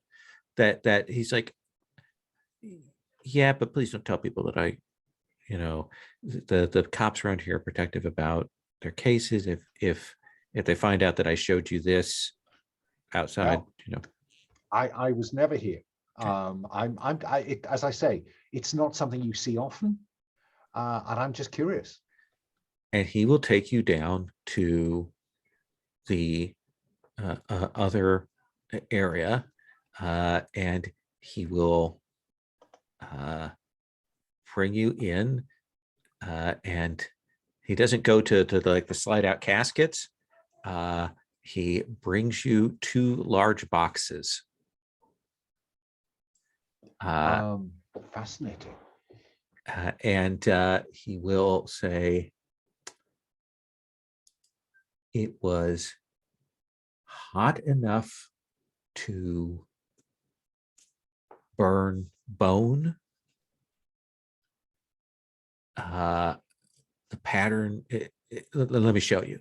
And he'll take the first box, and this is the box for Robles. And you've got the top part of a skull, like the flesh is clearly burned away, top part of the skull there. It looks like maybe the head was cracked, like there's a skull crack there, but that may also be fire fusing, like cracking. There are the feet kind of relatively intact, skeletal wise, the hands kind of relatively intact skeletal wise, but then all the other stuff is powder and burnt bone. Says, he pulls out the photos. He says, there's some damage to the area nearby, but it's very minor. Says, that kind of heat that did that should have caught the area on fire. It should have melted. I don't understand it.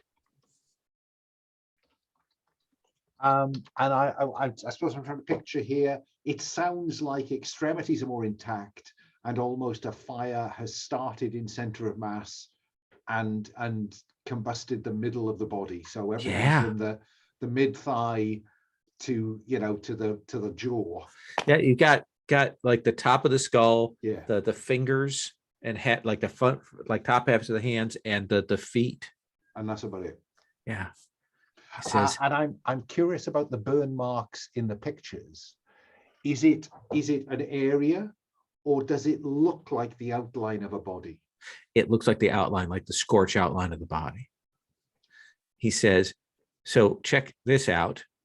And he takes the other one out and he shows you, and this has clearly a smaller person, same sort of bones left over. And then he shows you the photos, and you can see the burnt outline on a carpet. Like the carpet, with it's melted there in an outline, but the carpet hasn't gone up. Wow. And he goes, and there's a shot of where they've pulled the carpet back, like there's some of the melting that's stuck to it, but there's only like some heat distortion on the floor underneath. It isn't burnt. Gee whiz, that's a tough one. I've never seen anything like that. And two of them, no accelerant. I've run the material through the spectroscope. Well, the arson investigator was down here. I've sent it on to the other labs, but I just don't know what is going on. I mean, this is like unsolved mysteries. Yeah, I feel I should tell you the truth is out there. Oh, I hope not. This is fascinating. Look, I know I'm pushing my luck here, but I'd love to show this to some students. I can get you a copy of the paperwork, but that is because when are you going to be able to show people? You can sketch out historical stuff, but then the records are always sketchy. this is Says, just, let me sanitize it a little and then I'll email you. oh yeah, I absolutely, excise names. It's it's just the photographs of the remains and of the site they were found. I just can imagine, sitting in front of a class and saying, "Okay, folks, problem solve this." If they can figure it out, I want to know. Absolutely, yeah. They're going to think I made it up. I'm going to cut away from you. Susan, what do you want to follow up on? What do you want to drill down on? I start with Harley Kim, which is the most recent case, I think, Mm-hmm. the most recent victim. Yep. And first, I would like to know what kind of publications she had, like in scientific magazines, anything that sticks out as maybe occult adjacent. I mean, it was linguistics. Is it? Yeah, more language studies, linguistics. Yeah. I think let's have you make a data retrieval. Mm-hmm. I'll spend one there.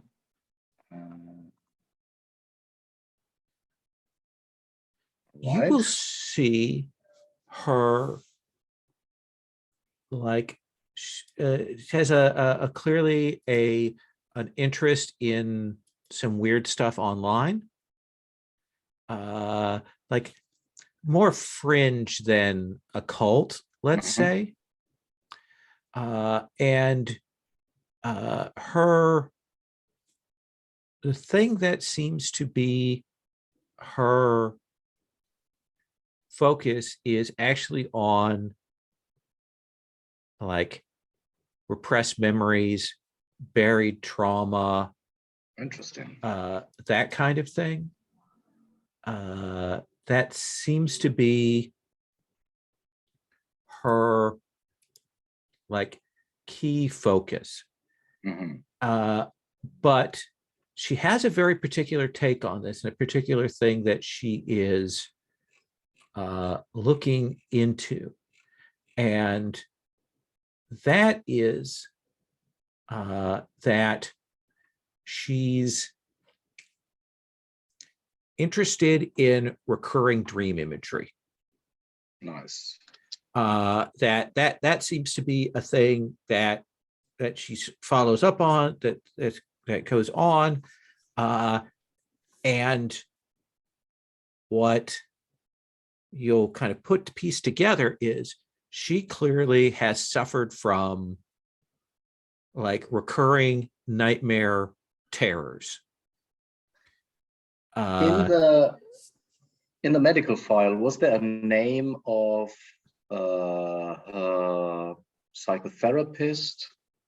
I mean, there's probably some confidentiality, but if you check the billing, you can find that she's apparently working with a therapeutic group called the Apexi Project.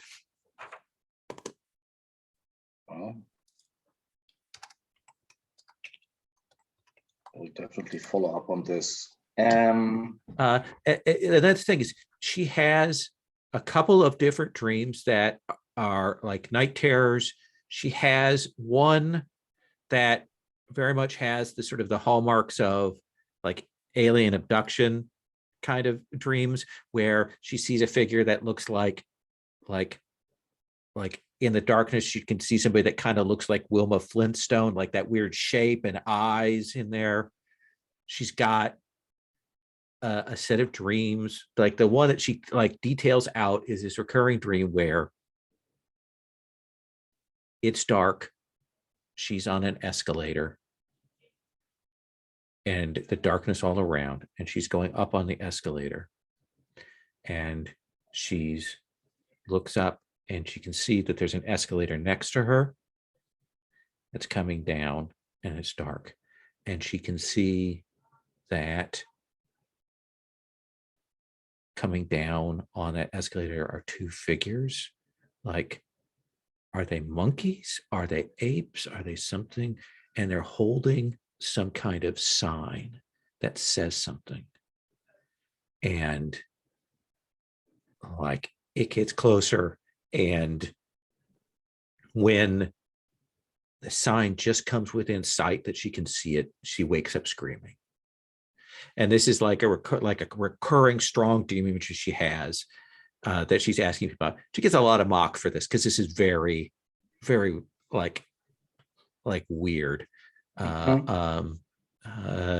She tries. There are a couple of groups that deal with recurring dream imagery, but her stuff doesn't seem to like really fall into what they're into. But that seems to be the thing that she's operating with. Interesting. So the other thing that I would like to do is call Carla Moss. Absolutely. You can call her up. You could get her at work.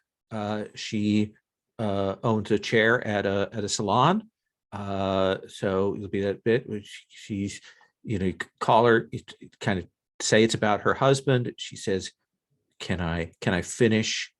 Can I finish my my current client and then give you a call back? Okay. Sure. She does. It's about 35 minutes later. She'll call you back and she'll say, what's this about? Is this some insurance thing or something? Well, first of all, my condolences. I have seen that Mr. Moss had a restraining order, and I would like to. I'm from the FBI. We're investigating the case. It's just a background check on the victims, and I want to get to know these people who died a little bit better. So, what was the restraining order about?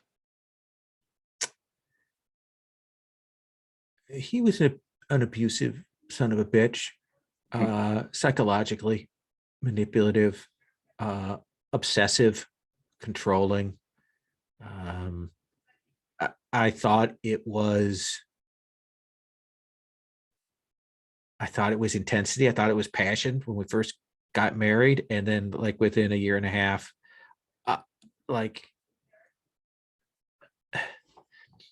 he wouldn't let me have a credit card. He wouldn't let me have accounts on my own. And he would follow me places if I tried to go anywhere by myself. And then I found out he was stalking some other women. Like not like it's. And yeah, when I said I wanted a divorce, he pushed me down a set of stairs. And I got up. I mean, I don't think he would have done anything serious, but that was it. I wasn't going to take any more of that. And my mom and my sister have been talking to me, and they got me help at that point. We got the restraining order right away. He was pissed, but I don't know if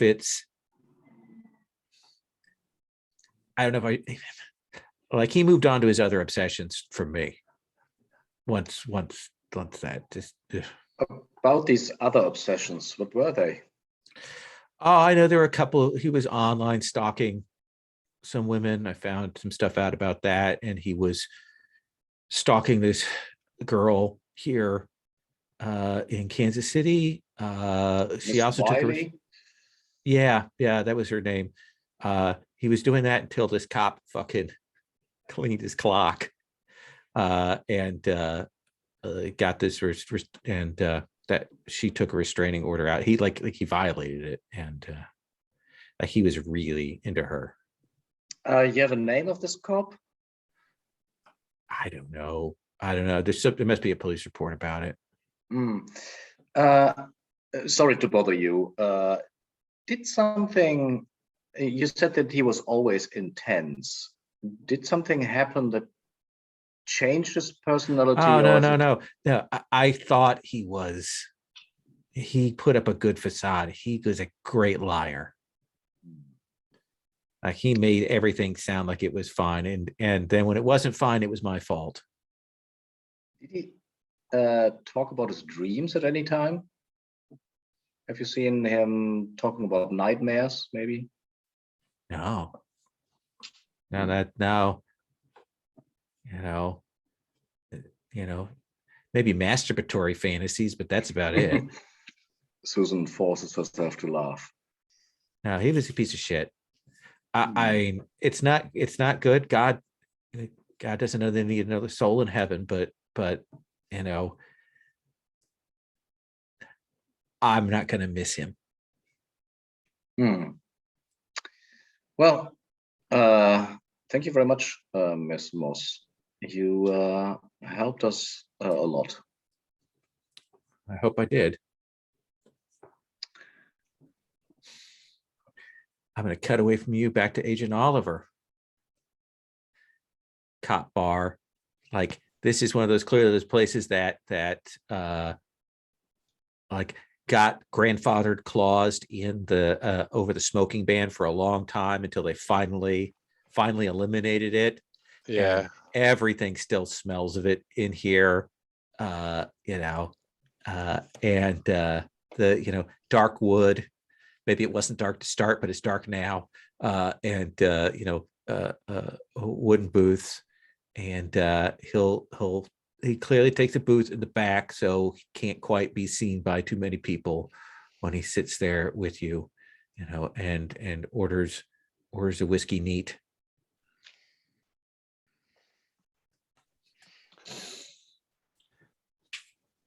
State your piece. Just tell me what you know, Stone. Save me from having to drag it out and turning over every stone. I get the feeling that's not what you want.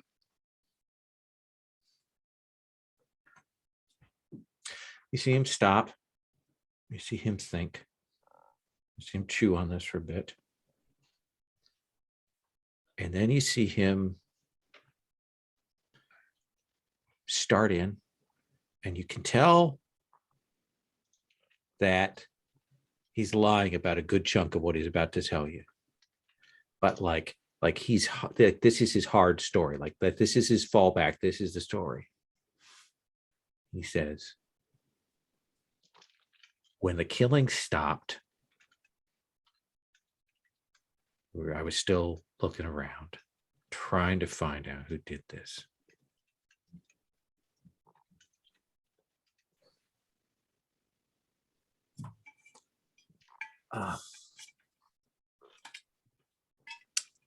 There was a confidential informant who came to us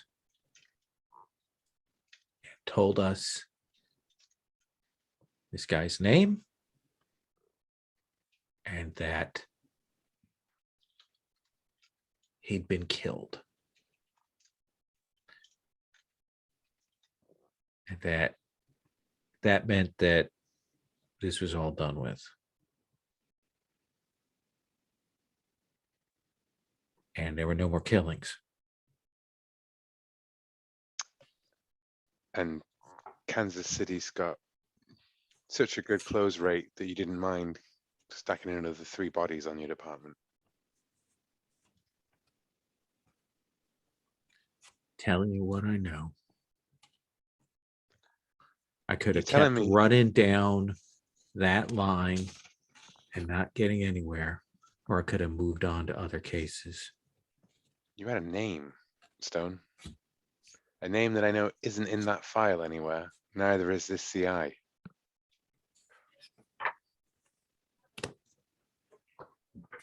We checked off the books. The guy had vanished.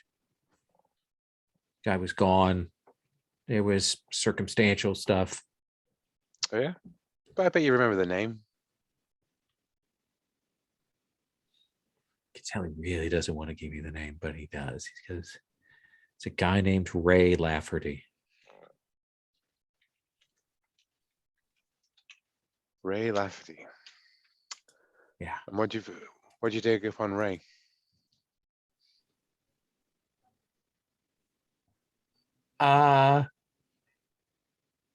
Computer programmer, kept himself, operated with some fringe, like BDSM, sex worker kind of stuff. Tried to pull a thread. He'd come from Chicago. There had been some killings in Chicago. He got circled up as a person of interest in those before he moved here.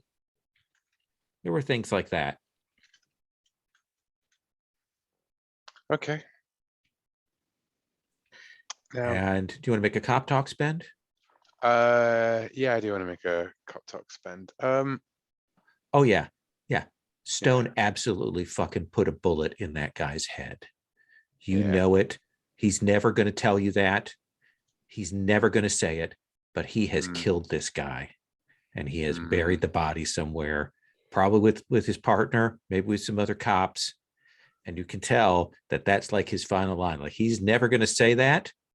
Yeah, maybe if you push him on that, he's going to get real weedy. Yeah, I won't push him on that one. I think it's maybe something like I ask him about, like, well, how do you know he's not still out there? Well, I need to put out I can make this federal. I can get a APB on him across the states. Someone's here now, and like him just saying it, like, oh no, and he knocks back, maybe grabs my whiskey off the because table, you can go and try and find him, but you're not going to find him.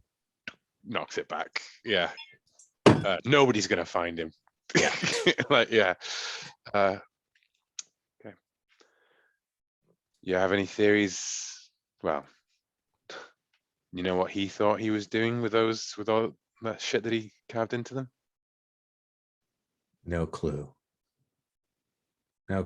And that he says that honestly, like he clearly has no idea. This CI still on your books?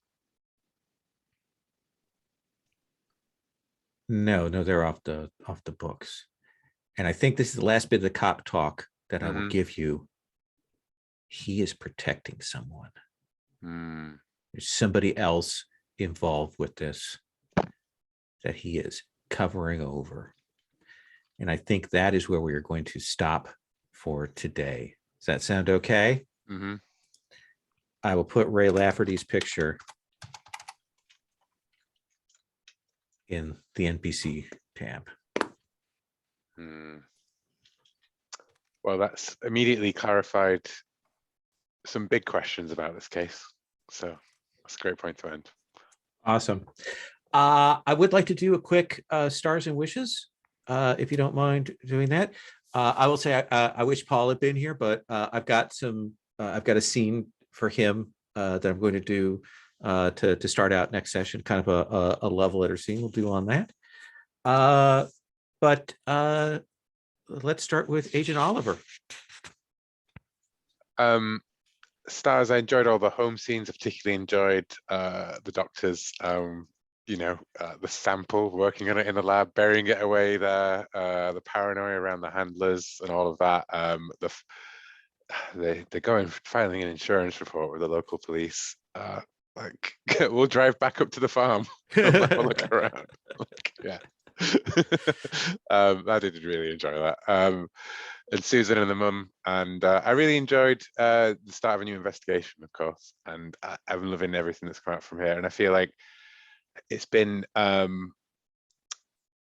very naturally revealed clues that provide a bigger picture, and but still so many questions to hunt down. I'm really enjoying it so far. Good. So looking forward to more of that. Awesome. Any wishes you want to put out on the table? Things you definitely want to see? Oh, I mean, I guess, I just want to find out what happened here, Okay. and run into the weirdness. And I suppose a thing that occurred to me I do want to see is a fight, flight, or freeze from one of us in, you know what I mean? I'm all for hitting those more often, and really, let's see, maybe it'll all just be a simple investigation. Yeah. But I'm looking forward to it going wrong for us as well, We'll work on that. Absolutely. Yeah. Perfect. Susan Rajavi. Yeah, I just love the star. I love old-fashioned investigations where the truth is somewhere buried under details, and you have to dig through it and do police work. I love that kind of like the whole trope. I'm very skeptical about the new approach to investigations where everything's up for grasp and the players just make up shit and then that is the truth. Although that can be fun as well. I think in genre it's really good. Like I'll say this. I saw somebody talking about doing a Brindlewood Bay style Delta Green thing, and I'm like, I think that's interesting, but for me that doesn't feel in genre. Mm-hmm. Yeah, and so I like Will's murder board that will definitely be expanded. That kind of shit is great. I was hoping for the recurring dream to refer to the labyrinth stuff because you mentioned that before the game. Oh yeah, absolutely. No. Believe me, in that the people that would have turned her away are the Dream Academy. Cool. Yeah, because she doesn't meet up there to their specs. Mm-hmm.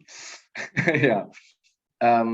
And for wishes, to deepen a bit more the ties. I mean, that's not a criticism for today because today was about the work, but the wishes would be to have more PC scenes where we share the information, but also explore a little bit the relationships. Up to until now, Dr. Evans is a bit of the outlier, but obviously he is a valuable part of the team. Mm-hmm. And now that he's completely on board, I would like to see how Susan reacts to him. Yeah, let's like one of the things we would definitely try and do next time is once we have four players at the table again, we'll try and do some different pairings up to play on that. Mm-hmm. Yeah, I love the home scenes as well, and the pressure that you put on the private life and the professional life of the agents and the repercussions. Very cool stuff. Awesome. And Alan. Stars for setting up Susan's tension with her parents, and there's a whole backstory there to explore that's going to get more difficult to kind of get away from, and crashing and burning Dear Robert. It was great. I also enjoyed very much the way that you forced me to think about how am I going to explain that it was shot at and exploded. How bizarre is that as an explanation? And forcing me then to make some spends to just oil those wheels a bit. I really enjoyed that, and also your weaving in of the big picture of what's going on at this point in time, in terms of messages coming down to the FBI, and the random sample that throws up Susan Rajavi. That's gorgeous. All of those things were great, as well as the investigation. It felt, I don't know, last time, it felt very kind of falling into terror, whereas this feels very grounded. So I like the different feel as well. It's definitely a different pacing and a different approach. Like you hit the weirdness so early in the other one, which was great. So this is a great sort of switch up. Any wishes? I am curious. I mean, mechanically, I'm curious to find out what collapse, fight, and flee do, and when I need to tick the box next to them. Absolutely. I might want to know that before I have to do it. But no, beyond that, I think again, I just want to carry on ticking connecting the things with pieces of string. Nice. Thank you all very much. Great session for me. And I will see everybody in a week. All right. And you are very welcome to post it. Oh, thank you. At least. Thank you for reminding me. I'm going to stop the recording here.